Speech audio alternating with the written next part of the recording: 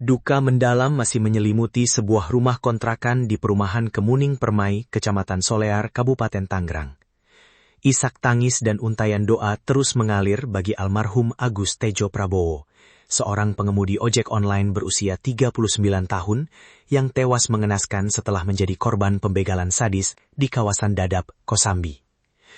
Di tengah suasana berkabung, Poppy Aprianti, sang istri yang kini harus berjuang menghidupi dua buah hatinya seorang diri, mengenang kembali sosok sang suami tercinta beserta firasat-firasat memilukan sebelum petaka itu terjadi.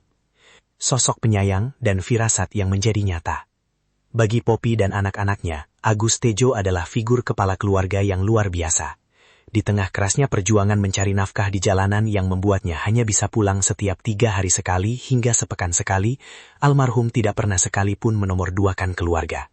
Setiap memiliki waktu libur, seletih apapun kondisinya, Agus selalu meluangkan waktu untuk memandikan, menyuapi, dan bermain bersama anak-anaknya demi memberikan waktu bagi istrinya untuk beristirahat. Namun rutinitas menjemput rezeki itu berubah menjadi perpisahan selamanya pada pertengahan Juli 2026. Poppy mengenang. Malam sebelum berangkat bekerja, suaminya berulang kali meminta izin dengan nada yang tak biasa. "Ini ayah boleh nggak berangkat?" ucap Poppy menirukan pertanyaan suaminya malam itu. Saat itu, hati Poppy terasa sangat berat. Ia bahkan sempat meminta suaminya untuk mengurungkan niat dan beristirahat di rumah, namun sang suami tetap memilih pergi demi dapur keluarga yang harus tetap mengepul. Firasat itu kian menguat pada Sabtu sore, ketika Poppy tiba-tiba dirundung kesedihan mendalam tanpa alasan yang jelas, hingga mengunggah emoji menangis di media sosialnya. Hari berikutnya, kabar duka itu pun datang. Tidak hanya itu, sebulan sebelum kejadian, almarhum sempat mengeluh bahwa badannya terasa tidak enak dan merasa seperti akan diambil. Sebuah kalimat yang sempat membuat Poppy marah, namun kini disadarinya sebagai sebuah pertanda.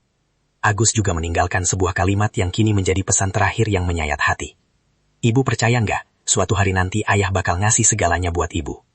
Kronologi malam berdarah di Kosambi. Tragedi berdarah ini terjadi pada hari Minggu dini hari, 12 Juli 2026. Saat itu, Agus Tejo tengah beristirahat dan tertidur lelap di sebuah basecamp paguyuban ojek online di kawasan Dadap, Kecamatan Kosambi. Tanpa diduga, pelaku berinisial RD datang mendekat. Secara sadis, pelaku menikam korban menggunakan senjata tajam saat korban tak berdaya dalam tidurnya, lalu membawa kabur sepeda motor yang sehari-hari digunakan korban untuk mencari nafkah. Meskipun sempat dilarikan ke rumah sakit terdekat, nyawa Agus Tejo tidak dapat diselamatkan akibat luka tikaman yang terlalu parah. Satuan Reserse Kriminal Polres Metro Tangerang Kota bergerak cepat, dan kini telah berhasil meringkus RD, serta menetapkannya sebagai tersangka atas kasus pencurian dengan kekerasan, yang menyebabkan hilangnya nyawa seseorang. Jeritan keadilan, tuntutan hukuman mati. Kini, nasi telah menjadi bubur. Kepergian Agus yang tragis meninggalkan luka psikologis yang teramat mendalam bagi kedua anaknya. Anak pertamanya mulai mengerti dan terus mempertanyakan, mengapa ada orang yang tega berbuat jahat kepada ayahnya. Di hadapan hukum, Poppy Aprianti menegaskan tidak ada kata damai. Ia meminta pihak kepolisian mengusut tuntas kasus ini dan menuntut agar pembunuh suaminya dijatuhi hukuman maksimal, yakni hukuman mati. Pengennya dihukum seberat-beratnya. Hukuman mati kalau bisa. Kalau cuma 15 tahun penjara sih kayaknya nggak adil. Umur dia katanya 25 tahun. Kalau di penjara 15 tahun masih bisa hidup enak. Sedangkan suami saya nggak bisa kembali lagi. Dan mental anak-anak saya sudah benar-benar terganggu. Ungkap Poppy dengan nada tegar namun bergetar.